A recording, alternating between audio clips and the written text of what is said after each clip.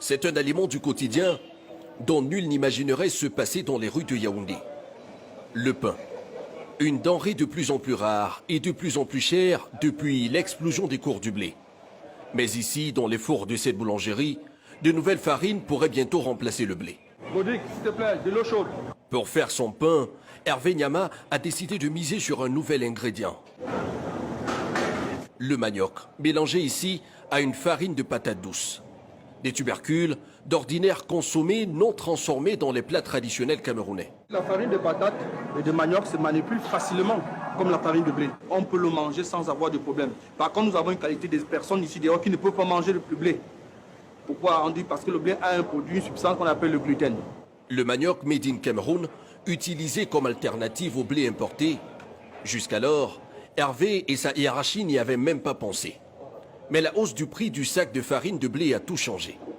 Il est passé en quelques jours d'un peu moins de 30 € à environ 40 € les 50 kg.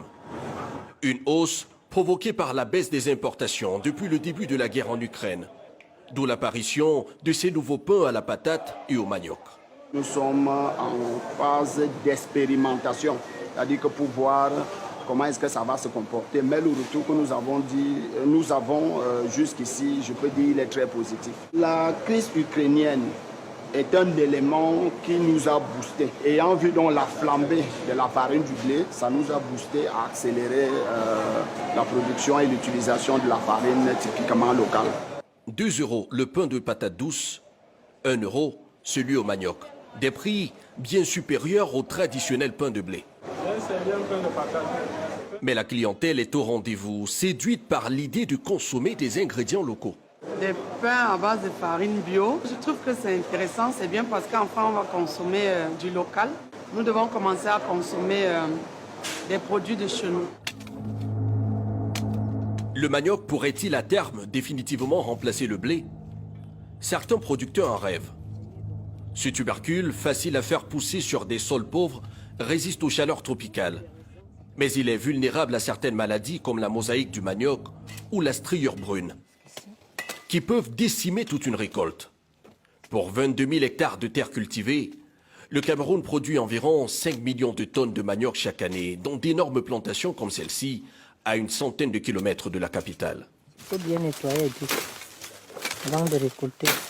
Depuis 2014, Rose Alima cultive le tubercule dans ses 140 hectares de plantation. Une production abondante à chaque récolte, malgré le manque de machines agricoles sophistiquées. Elle voit la flambée des cours du blé comme une aubaine pour les milliers de cultivateurs comme elle. Il y a des variétés qui donnent 30 tonnes à l'hectare et d'autres qui font 35 tonnes à l'hectare. Les producteurs de manioc peuvent répondre à tout type de demande, que ce soit à l'intérieur du pays, que ce soit dans la zone CEMAC, que ce soit en Afrique et voire à l'Occident. À condition que le gouvernement nous apporte un appui dans la mécanisation. Avec l'arrivée de la guerre de l'Ukraine, où la farine de blé a grimpé tout d'un coup. Chaque jour, mon téléphone n'arrête pas de sonner.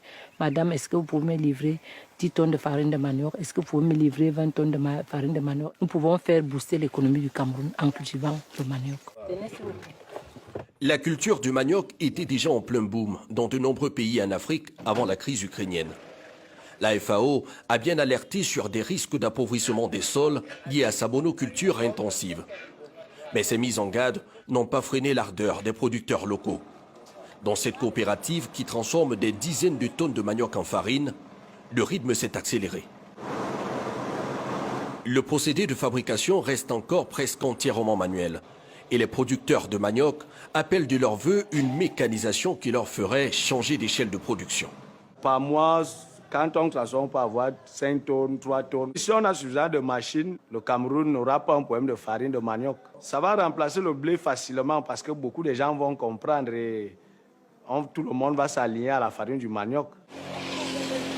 Le manioc, un ingrédient que cette autre coopérative entend rendre incontournable.